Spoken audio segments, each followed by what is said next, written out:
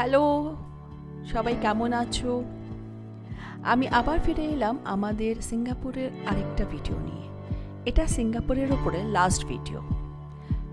চলো তাহলে আজকের গল্পটা শুরু করি, যেখানে আগের গল্পটা শেষ করেছিলাম।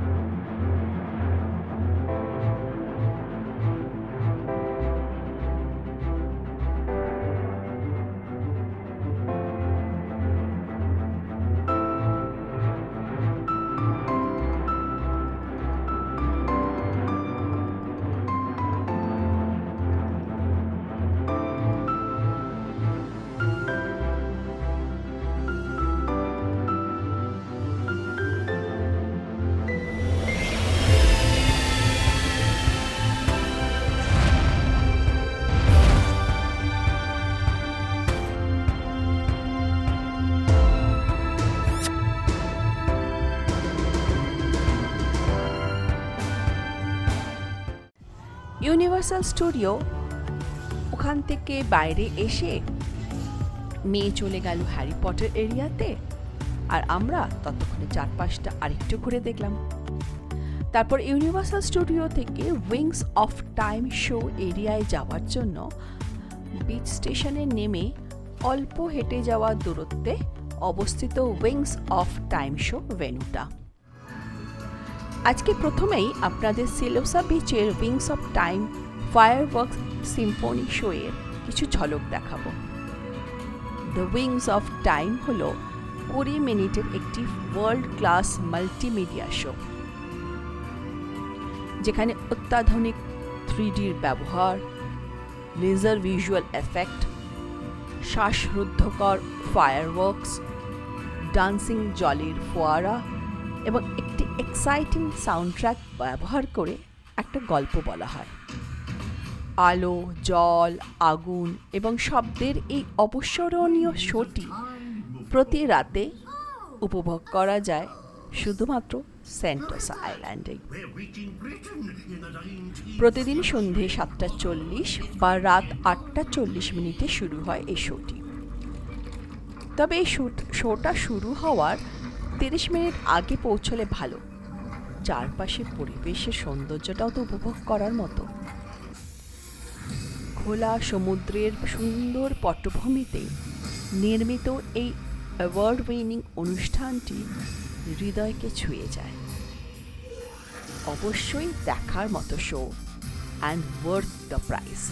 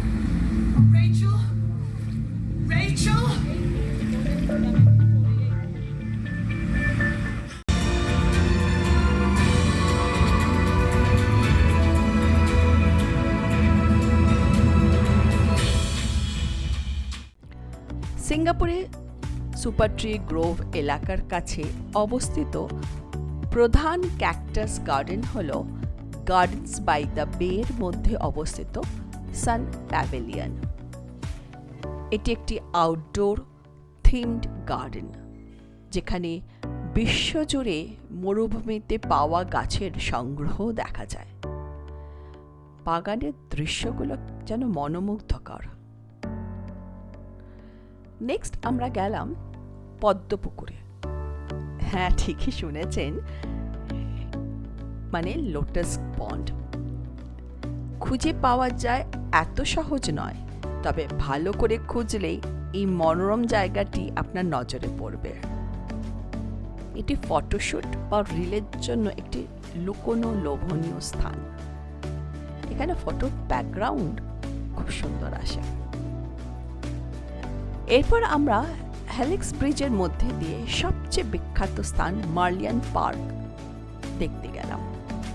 এই ওয়াকিং সেতুটি মেরিনা সেন্টারকে মেরিনা সাউথের সাথে সংযুক্ত করে এবং এর ডিএনএর মতো কাঠামোর জন্য এটা খুব পরিচিত।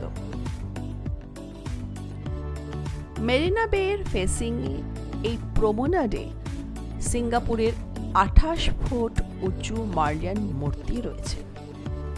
পাথরে খোদাই করা একটি অর্ধ মাছ অর্ধ সিংহ মূর্তি। মেরলিয়ানের মাছের মতো দেহ সিঙ্গাপুরের উৎপত্তি স্থলের প্রতীক, যা একটি জেলেদের গ্রাম হিসেবে পরিচিত। অন্যদিকে সিংহের মাথাটি সিঙ্গাপুরার ইঙ্গিত দেয়, যার অর্থ মালয় ভাষায় সিংহ শহর। মোসে সফদি, একজন ফেমাস আর্কিটেক্ট, যার নকশা করা মেরিনা বে স্যান্ডের আর্ট সায়েন্স মিউজিয়ামটি একটি আইকনিক বিল্ডিং, যার আকৃতি পদ্মফুলের মতো। শিল্প আর বিজ্ঞানের মেলবন্ধন এর একটা উপযুক্ত উদাহরণ এই মিউজিয়ামটি। এটা সিঙ্গাপুরের একটি বিশিষ্ট ল্যান্ডমার্ক। আমরা লাকি ছিলাম যে ফিউচার ওয়ার্ল্ডের মতো একটি চমৎকার বিজ্ঞান ও শিল্প প্রদর্শনী দেখার সুযোগ পেয়েছিলাম। এটি ছিল একটি ইন্টারঅ্যাক্টিভ প্রদর্শনী। বয়স ভুলে সবার ছেলে মানুষ মনটা বেরিয়ে এসেছিল। সবাই কিছু না কিছু অ্যাক্টিভিটি করছিল, আমিও করেছি। আমাদের একটা দারুণ অভিজ্ঞতাও হলো। কাগজ এবং রং এখানে রাখা ছিল। সমস্ত ড্রয়িংগুলোই একটি প্রজেক্টর ব্যবহার করে স্ক্রিনে দেখানো হচ্ছিল।